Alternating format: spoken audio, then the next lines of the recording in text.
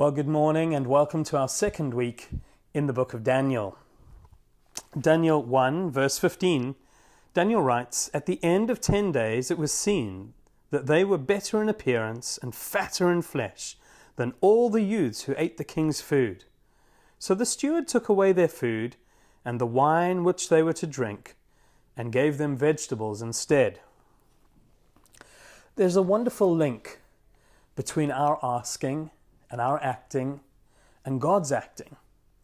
In this story, Daniel and his friends ask that they would only be given vegetables and water instead of all the meat and the wine that came from the king's dining table. And they said, "Test us for 10 days. And in the middle of that testing process, God acted supernaturally. And at the end of that period of time, they were fitter and fatter than all of those who ate at the king's table. How is it that Daniel had the courage to ask these questions?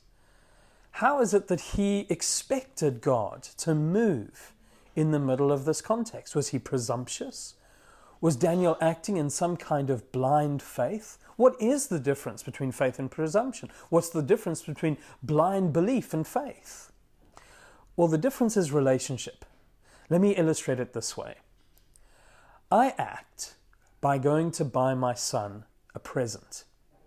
And I come home fully expecting that when he unwraps the present, he will be delighted and he will go and use it immediately. Now, why do I have such confidence? Well, the reason is simply this. I know him. I know what pleases him. I know what delights him. I know what excites him. And when he opens that gift, I know he's going to be excited because I know him.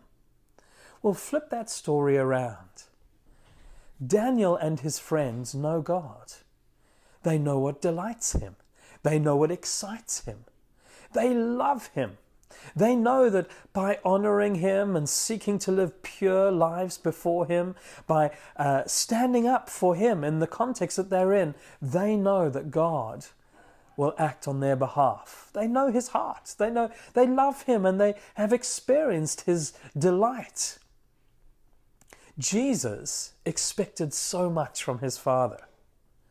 And of course, the reason that he expected so much from his Father is that he knew his Father so well. He and his Father were acting as one.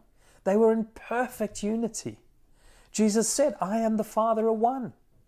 And then he invites us into this wonderful relationship that he shares with his own Father.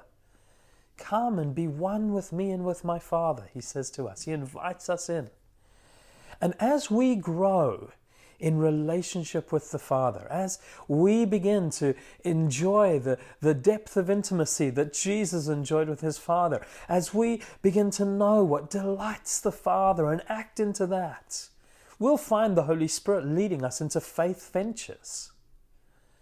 And so today, why don't you step in another step further? Why don't you draw nearer to God today? Why don't you say to him, "Yes, I want this relationship." Meditate on it. Enjoy his delight in you.